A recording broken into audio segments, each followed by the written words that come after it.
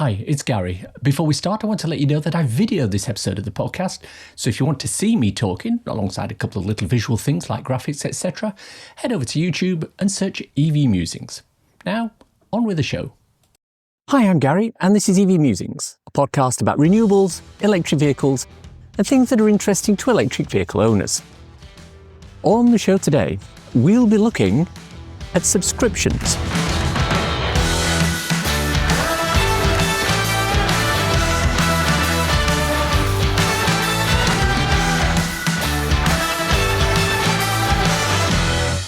This season of the podcast is sponsored by ZapMap, the free-to-download app that helps EV drivers search, plan, and pay for their charging.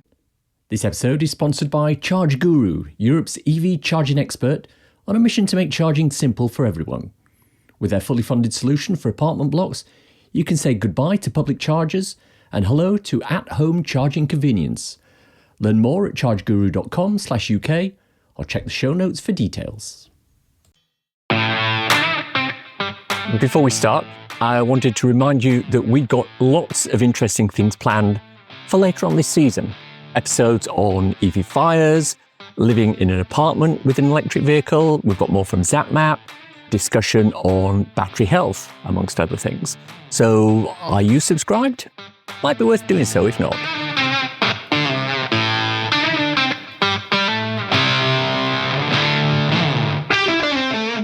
Our main topic of discussion today is subscription offerings. A quick question. How much do you think I spent public charging my first EV in 1 month in 2019? Now bear in mind, this was a month where I was traveling regularly, not working from home, and I was using public charging quite a lot.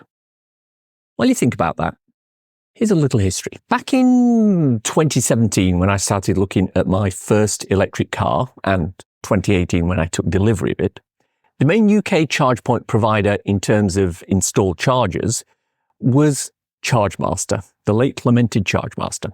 They had lots of single unit 50 kilowatt chargers scattered all around the country. At the time, their prices were quite reasonable. You could pay £6.55 a month for a subscription, and the electricity itself was dispensed at a rate of, wait for it, 9 pence a kilowatt hour plus VAT. Oh, those were the days, eh? Over the years, the subscription rate rose and the price per kilowatt hour rose. But it was always worthwhile having a subscription if you were charging in public a lot. Now, many people who are just moving over to EVs are looking at the price of public charging and saying, it's awfully expensive, which it is. And we talked about why that is back in episode 186. But there are still people who are paying for their charging using contactless payment cards, as that's the easiest way to do so, alongside some specific charge point operator apps. We discussed apps back in the opening episode of this season, episode 220. But a lot of people are actually missing out on the ability to reduce their charging costs by taking advantage of a subscription with the charge point operator. Let me just give a little caveat here. I want to also say that as at the time of writing and recording this, the vast majority of people who currently drive electric vehicles are able to charge at home overnight, often on a cheap EV tariff. This means they don't always need subscriptions to get the best tariff to charge their car. End of caveat. But does this mean that all's lost and subscriptions are not actually worthwhile? Well, no. Today, we're going to have a quick look through what's out there and how you can leverage subscriptions to lower your cost of charging. Now, just so we're clear on what a subscription is, a charging subscription is a monthly fee which is paid to enable a user to benefit from lower priced charging tariffs. So with that out of the way, let's start with an example. Tesla. If you drive a Tesla, you get the best rates in the UK for high-powered charging at the moment. The rates vary across the day, but it can be as low as mid 30 pence a kilowatt hour for a charge. But since Tesla opened up their network to other manufacturers, they've decided to charge those who don't drive Teslas a slightly higher tariff than those who do. And that's fine. I have no problem with that. But what they've also done is they've instigated a subscription service for charging on their supercharging network. The subscription is £8.99 per month, and it allows you to get a discount of around 9 pence or 10 pence a kilowatt hour on your charging with the Tesla supercharger network. The reason the discount's not fixed is because Tesla's one of the few charge point operators that has time of day tariffs, which rise and fall according to the demand on the grid. Hence, the discount changes too. Then there's Ionity. They have what's known as the Ionity Passport. It has, at the time of writing, 2 tiers. Each tier is priced slightly differently per month and allows the subscriber to enjoy slightly different tariffs. It's applicable all over Europe, but the prices differ in the UK. In the UK, you have Ionity Passport Motion, which, after an introductory offer to get you on board, is £5.49 a month and 53 pence per kilowatt hour for each charge. Now, bearing in mind the non-subscription rate for Ionity is 74 pence a kilowatt hour. If you tend to do a lot of public charging, it might be worth going for Ionity Passport Power. This is £10.50 per month, but offers 43 pence a kilowatt hour charging. That's a really good deal if you're doing a certain amount of public charging each month. And we'll look at working out how to calculate if your subscription is worthwhile in a moment. Now, I've already mentioned BP Pulse or ChargeMaster, as they were. Now, again, at the time of writing, their subscription is at £7.85 per month, and this will give you a 20% discount on the standard charging tariffs. Remember, BP Pulse are one of the few networks that have quite a complex tariff structure, depending on the power of the charger and the method of payment. Otherwise, I would put actual rates down here. So, how do I know if a subscription is worthwhile? Well, the easiest way to work out whether you're getting good value from a subscription is to divide the monthly cost by the difference in cost between the subscription tariff and the non-subscription tariff. And this will give you a number, and that's a number of kilowatt hours. If you regularly publicly charge more than that number of kilowatt hours per subscription period, then it's worthwhile going for the subscription. As an example, if you went for the subscription service offered by Ionity with their Ionity Passport Power offering, remember that's £10.50 per month with a tariff of 43 pence a kilowatt hour, that's a discount of 31 pence per kilowatt hour on their standard rate. Divide the £10.50 by the 31 pence saving, and this will give you approximately 34. That's the number of kilowatt hours of energy you will need to charge on the Ionity network every month to benefit from using the subscription. If you regularly charge more than that and can move all of that over to Ionity, the subscription will be worthwhile for you. But if you do less than that per month, or you don't regularly charge where there are Ionity chargers, it's probably not worth it. With Tesla, the calculation is a little trickier because the subscription price is fixed, but the amount you can save varies according to the location and the time of day. Sometimes in locations give you 12 pence per kilowatt hour savings, some give you 8 pence per kilowatt hour savings. I've averaged it out at about 9 pence a kilowatt hour savings, so the $8.99 subscription would need 100 kilowatt hours per month of charging to repay the cost of the subscription itself.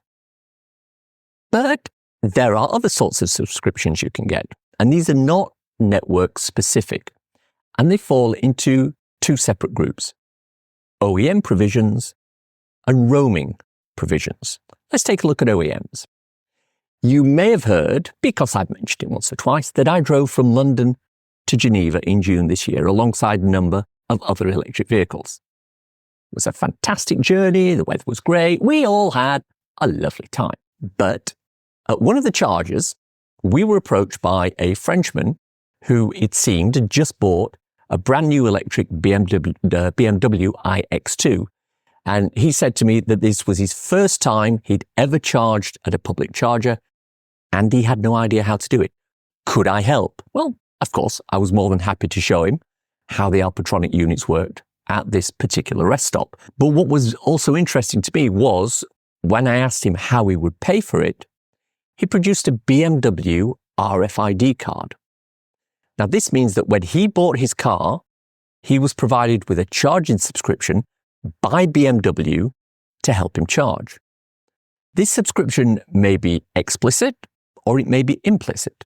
In other words, he may have had to set it up as part of the purchase of the vehicle, or it may be provided automatically. Either way, someone is paying BMW an amount of money per month to use this RFID card.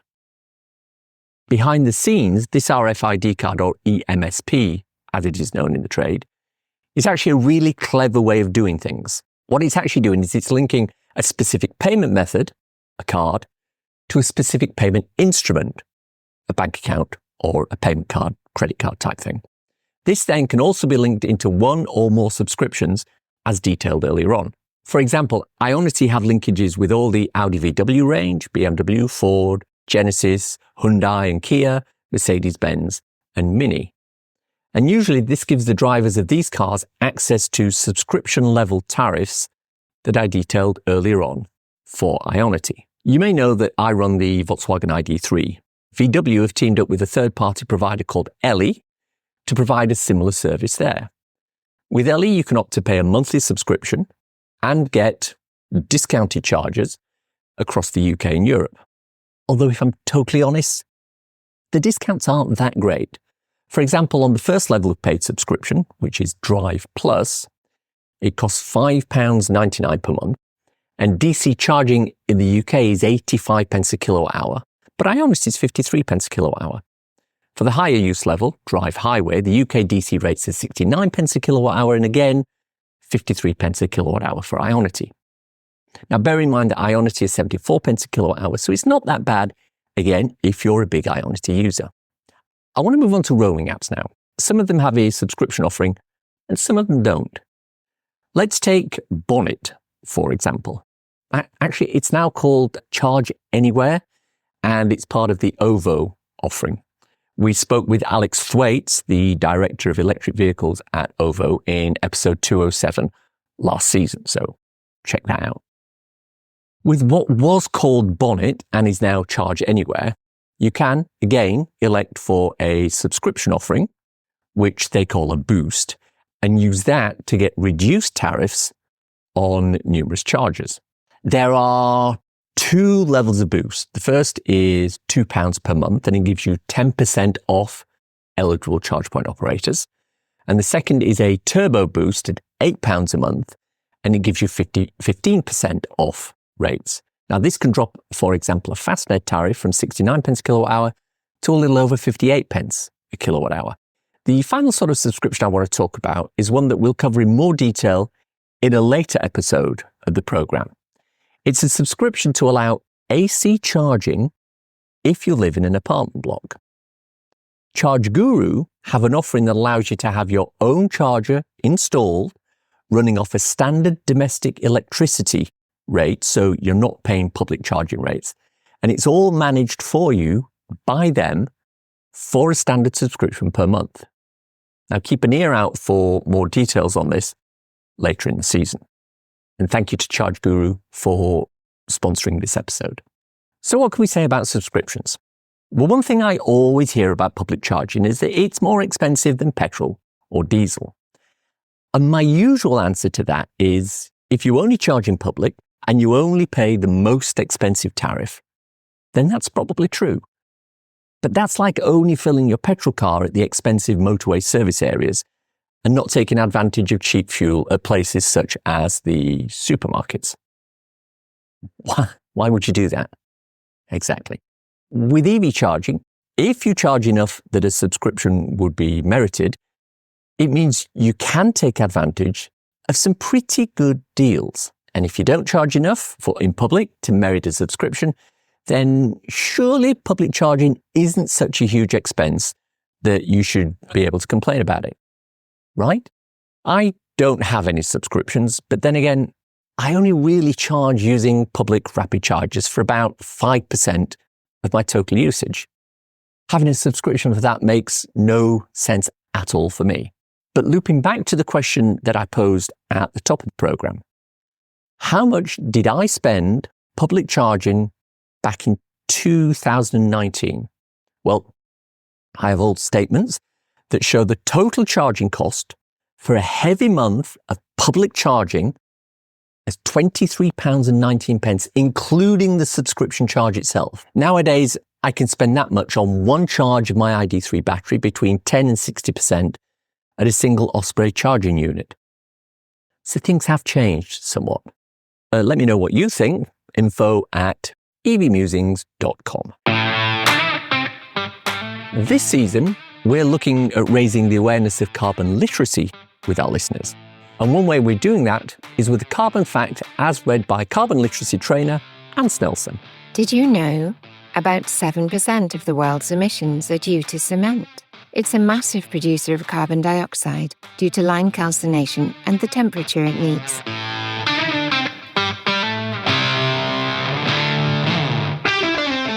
It's time for a cool EV or renewable thing to share with you listeners. Warwickshire has become the first professional cricket club in the United Kingdom to operate an all-electric fleet of grounds equipment to maintain its pitches. Dennis Mowers will supply a range of 10 battery-powered lawnmowers for Warwickshire's Edgbaston pitch and its Colts training ground. Replacing the outgoing petrol versions, the state-of-the-art grounds kit will save the club around £4,500 a year in fuel costs and reduce its CO2 emissions by more than 7 tonnes annually. The move is all part of Warwickshire's Edgbaston for Sustainability pledge and an ambition to make the iconic stadium net zero by 2030. You'll love a good sports story with a happy ending, right? And now, a word from our sponsor ZapMap about how ZapMap Premium helps EV drivers stay fully in control, ensuring they find suitable, available and great value chargers wherever they go. Enhanced filters in the ZapMap app have always helped drivers charge with confidence, but the new pricing filter is quickly becoming a user favourite. You can now set a maximum price per kilowatt hour whilst searching for charge points, ensuring you never pay over the odds. Couple this with the day-to-day charging discounts included in the premium subscription, there are now even more ways to save money on charging. With Premium, users can also link ZapMap to their Apple CarPlay and Android Auto. So if you need to find a charger on the move, ZapMap Premium can show you the way. Drivers can take Premium for a test drive with a 1-week free trial. Simply head to the Subscriptions tab on the app and follow the instructions to give it a go today. I hope you enjoyed listening to today's show. If you have any thoughts, comments, criticisms, or other general messages to pass on to me, I can be reached at info@evmusings.com. On the socials, I'm on Twitter @MusingsEV. I'm also on Instagram @EV Musings, where I post short videos and podcast extracts regularly. Why not follow me there? Thanks to everyone who supports me through Patreon on the monthly basis and through coffee.com on an ad hoc one. If you enjoyed this particular episode, why not buy me a coffee? Go to coffee.com/EVmusings and you can do just that. Takes Apple Pay too. Regular listeners will know about my 2 ebooks. So you've gone electric and so you've gone renewable. They're 99p each, or equivalent, and you can get them on Amazon worldwide. Check out the links in the show notes for more information, as well as a link to my regular EV Musings newsletter and associated articles. I know you're probably driving or walking or jogging now, but if you can remember and you enjoyed this episode, drop a review in iTunes or whichever podcasting app you use. It really helps me out. Thanks. If you've reached this part of the podcast and are still listening, thank you. Why not let me know you've got to this point by tweeting me @MusingsEV with the words, subscribe or die. Hashtag, if you know, you know. Nothing else. Thanks as always to my co-founder Simon. You know, he's back from his summer holiday, following in the footsteps, or tyre tracks, of the great Chris and Julie Ramsey. He decided he wanted to take his Model Y through the middle of the Sahara Desert on a journey known as the Road to Hell. I thought he'd struggle with it, but he seemed to find it quite good fun. It was a fantastic journey, the weather was great, we all had a lovely time. Thanks for listening. Bye.